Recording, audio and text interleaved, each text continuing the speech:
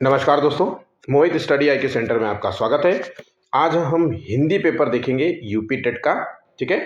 और हिंदी पेपर जो है आपके पेपर 1 और पेपर 2 दोनों में आते हैं। तो जो क्वेश्चंस आपको पूरा जो है व्याकरण संबंधित पेपर ज़्यादा आता है, यहाँ पर वे पेडागोजी जो है क्वेश्चंस बहुत कम आते हैं। ठीक है। तो आपको हिंदी जो है अच्छे तरीके से प्रिपेयर करके चलना पड़ेगा अगर आप यूपी टेट जो है क्वालिफाई करते हैं। बहुत सिंपल आती है। मैं आपको बाकायदा थ्योरी वीडियोस भी दूंगा। आज का वीडियो जो है ऑब्जेक्टिव टाइप क्वेश्चंस का है, मतलब कंप्लीट एक क्वेश्चन वीडियो है जो कि प्रीवियस क्वेश्चंस के आधार पर बनाया गया है। ठीक है। तो इसी तरीके के क्वेश्चन आपको, इन्हीं टॉपिक्स के क्वेश्चंस आपको एग्जाम में देखने को मिलेंगे यूपी टेट के। वीडियो अच्छा लगे तो प्लीज वीडियो को लाइक जरूर करिएगा, कमेंट कीजिए किसी भी क्वेश्चन से रिलेटेड कोई भी इशू हो। आप ज्यादा से ज्यादा अपने दोस्तों तक जो है इस वीडियो को शेयर कीजिएगा, और चैनल को सब्सक्राइब नहीं किया तो प्लीज चैनल को भी सब्सक्राइब कर लीजिए। आइए पहला क्वेश्चन देखते हैं। आधुनिक जो है हिंदी भाषा की उत्पत्ति किस भाषा से हुई है? तो आज की जो भाषा है हिंदी की भाषा, उसकी उत्पत्ति जो है किस भाषा से हुई है? तो देखिए, अगर हम मतलब अगर भाषाओं के क्रम की बात करें तो सबसे पुरानी भाषा मानी जाती है संस्कृत। संस्कृत के बाद आती है पाली भाषा। पाली भाषा जो कि बुद्ध ने जो है इसी भाषा में सबसे ज्यादा उपदेश दिए थे। फिर आती है प्राकृत भाषा। प्राकृत जो है भाषा मानी जाती है, महावीर ने जो है सबसे ज्यादा इसी भाषा में उपदेश दिए थे। अब प्राकृत के बाद आती है अपभ्रंश, और अपभ्रंश के बाद आती है अवहट्ट, और अवहट्ट के बाद आती है प्राचीन जो है प्रारंभ या प्राचीन हिंदी भाषा कह सकते हैं, या प्रारंभिक हिंदी, और उसके बाद आती है आधुनिक हिंदी की बात हो रही है। ठीक है। तो इस तरीके से देखा जाए तो अपभ्रंश जो है इसकी उत्पत्ति का जो है मतलब भाषा से हुई है सौरसेनी अपभ्रंश। ऑप्शन यहाँ पे सी होगा। अच्छे तरीके से याद कर लेना, क्रम भी याद करना, क्योंकि एग्जाम में कई बार क्रम तक पूछे जाते हैं। हिंदी दिवस जो है कब मनाया जाता है? तो देखिए, हर साल जो है 14 जो है सितंबर को हिंदी दिवस मनाया जाता है। भारत की जो है हिंदी जो है एक आधिकारिक भाषा है, ध्यान रखिएगा, आधिकारिक भाषा है। ठीक है। नेक्स्ट क्वेश्चन है, ता ध्वनि किस वर्ग में शामिल है?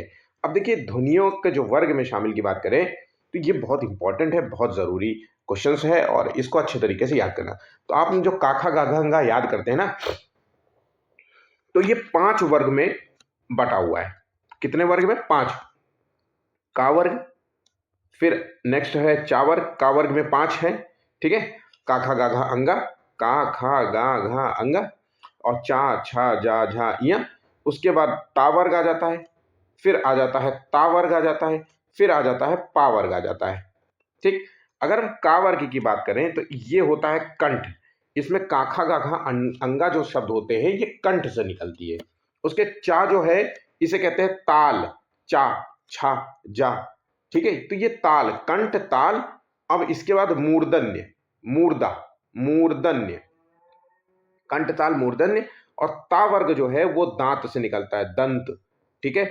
तो ता वर्ग की बात हो रही तो दंत हो गया, वर्ग में शामिल है।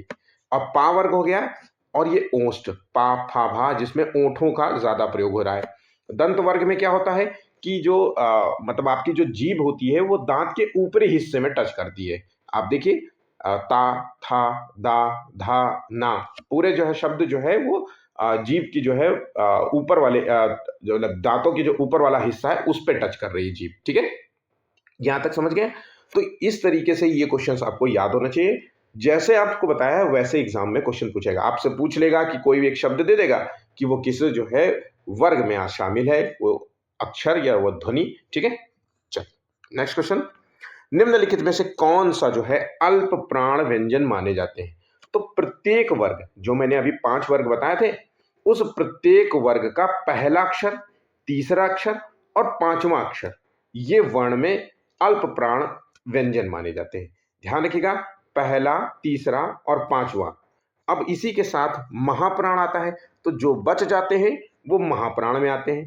तो दूसरा और चौथा जो है वो महाप्राण में शामिल हो जाते हैं। ठीक है। तो जैसे खा जो है ये महाप्राण है। ठीक। चलिए, नेक्स्ट क्वेश्चन, महात्मा गांधी जो है किस प्रकार की संज्ञा है? अब देखिए, महात्मा गांधी, ऐसा कोई क्वेश्चन अगर आपसे आ जाता है, कोई शब्द अक्षर दिया जाए और उससे पूछा जाए किस प्रकार की संज्ञा है, और संज्ञा जो है कि कुछ प्रकार बताए जाए। ठीक है।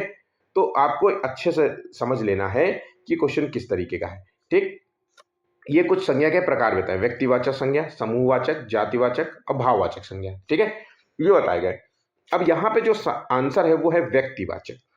देखिए, जब कोई ऐसा नाम दिया हो जो सिर्फ केवल विशेष व्यक्ति का हो, ये विशेष व्यक्ति कह सकते, विशेष वस्तु कह सकते, विशेष स्थान का बोध कराता हो, ऐसा शब्द जो विशेष स्थान, विशेष जगह, विशेष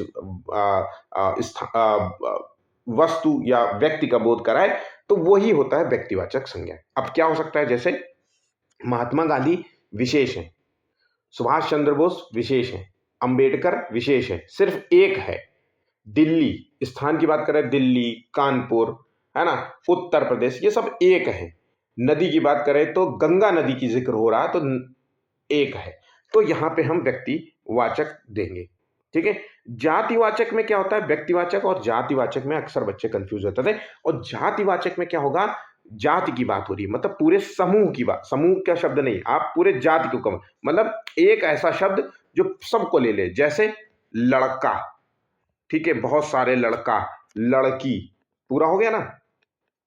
और जैसे तो ये जो शब्द होते हैं जातिवाचक में पूरा कंप्लीट हो जाता है। जैसे महेश, अब कोई नाम ले लेना, महेश, तो ये महेश कोई इकलौता तो है नहीं, बहुत सारे, तो यहाँ पे हम इसको जातिवाचक के रूप में देखेंगे। बात यहाँ पे समझ गए।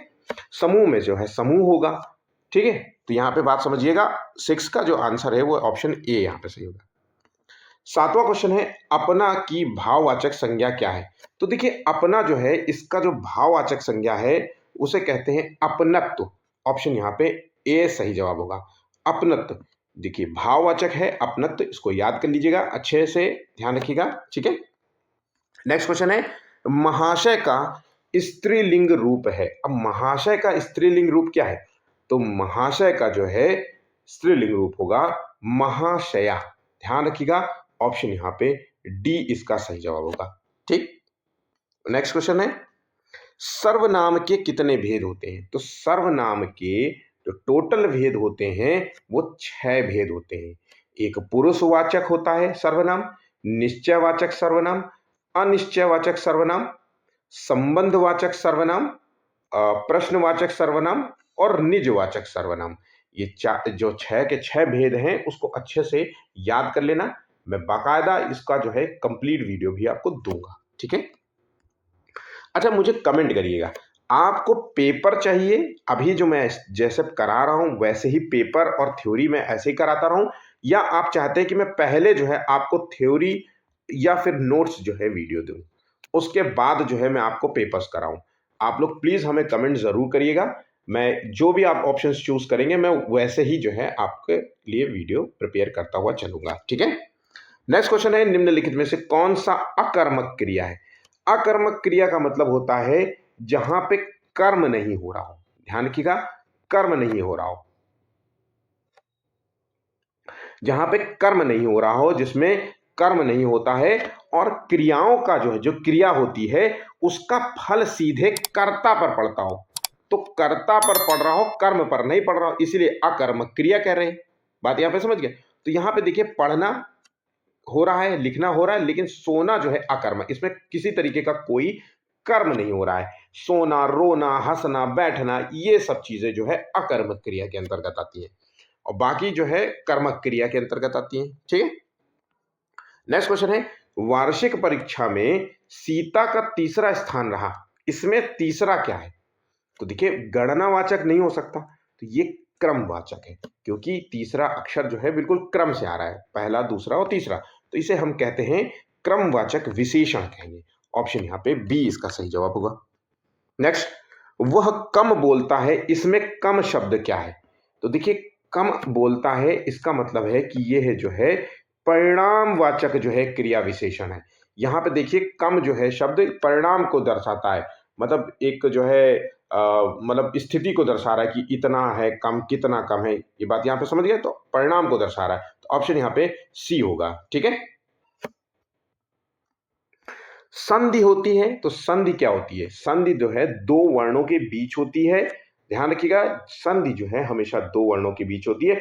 वर्णों के मेल से जो विकार उत्पन्न होता है उसी को हम संधि कहते हैं। और दो शब्दों के बीच होता है उसे समास कहते हैं।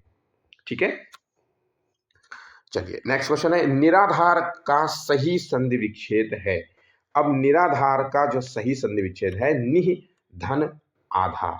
ऑप्शन यहाँ पे बी इसका सही जवाब होगा, जवाब है, और विसर्ग यहाँ पे संधि होगी। ठीक है, चलिए नेक्स्ट, जाके पैर न फटे विवाई सो क्या जाने पीर पराई। मतलब जाके पैर न फटे, विवाई का मतलब होता है पैरों का फटना, है ना, मतलब एड़ियों, विवाई का मतलब होता है एड़ियां। ठीक है, और सो जाने पीर पराई, पीर का मतलब होता है दर्द, दूसरों का दर्द। तो यहाँ पे जिसने कुछ नहीं भोगा है वो दुखी जन का कष्ट नहीं समझ सकता। ऑप्शन यहाँ पे सी इसका सही जवाब होगा। नेक्स्ट क्वेश्चन है, समास होता है। तो समास मैंने आपसे कहा कि समास दो शब्दों के बीच होता है, और संधि जो है दो वर्ष नहीं है, वर्ण के बीच होता है। ठीक है, निम्नलिखित में से अशुद्ध शब्द को शुद्ध शब्द को पहचानना है। तो देखिए, जो जी जीविशा ये है, इसमें से ये शुद्ध शब्द होता है, उसको हम कहेंगे जिजीविशा। ऑप्शन यहाँ पे डी इसका सही जवाब होगा, मतलब शुद्ध अक्षर ये है, ऐसे ही लिखेंगे। ठीक है, नेक्स्ट, निम्नलिखित में से शुद्ध शब्द फिर से पहचानना हमें। तो यहां पे सही जवाब है पूजनीय। क्या होगा? पूजनीय। अक्सर हम लोग पूजनीय जो है शब्द जो है प्रयोग कर देते हैं, लेकिन पूजनीय शब्द जो है अशुद्ध शब्द है, गलत शब्द है, जबकि हम सही शब्द है पूजनीय। ऑप्शन यहां पे सी इसका सही जवाब होगा। नेक्स्ट, भांजा शब्द का तत्सम रूप है। तो तद्भव, तत्सम, ये शब्द के क्वेश्चंस आपको एग्जाम में देखने को मिलेंगे। और तत्सम शब्द की पहचान यह है कि इसमें कुछ जो है आधे शब्द प्रयोग किए जाते हैं। ठीक है, जैसे भांजा का क्या होगा? तो भांजा का जो है ऑप्शन यहां पे है भागिनेय। ऑप्शन यहां पे सी इसका सही जवाब होगा। तत्सम शब्द का मतलब होता है संस्कृत से मेल खाता है, ये शब्द है थोड़ा सा। ठीक है, या फिर शब्द की उत्पत्ति संस्कृत से हुई है, ये कह सकते हैं। चलिए नेक्स्ट, अंगीठी का तत्सम क्या है? तो अंगीठी का जो तत्सम है उसे कहते हैं अग्निष्ठिका। क्या कहते हैं? अग्निष्ठिका। ऑप्शन यहां पे सी इसका सही जवाब होगा। प्रत्येक शब्द में उपसर्ग है। उपसर्ग क्या होता है? यह शब्द के पहले लगता है, और जब पहले लगता है तो शब्द का जो है विशेष अर्थ प्रकट करता है। जब शब्द के पहले आकर के विशेष अर्थ प्रकट करे उसे कहते हैं उपसर्ग। और प्रत्यय क्या होता है? प्रत्यय जो होता है ये शब्द के बाद में आता है। क्या आता है? बाद में आता है। ठीक है, तो अब प्रत्येक में जो उपसर्ग लगा है प्रति, ऑप्शन यहां पे बी इसका सही जवाब होगा। नेक्स्ट, समानता या बराबरी बताने के लिए किस जो है विराम चिन्ह का प्रयोग किया जाता है?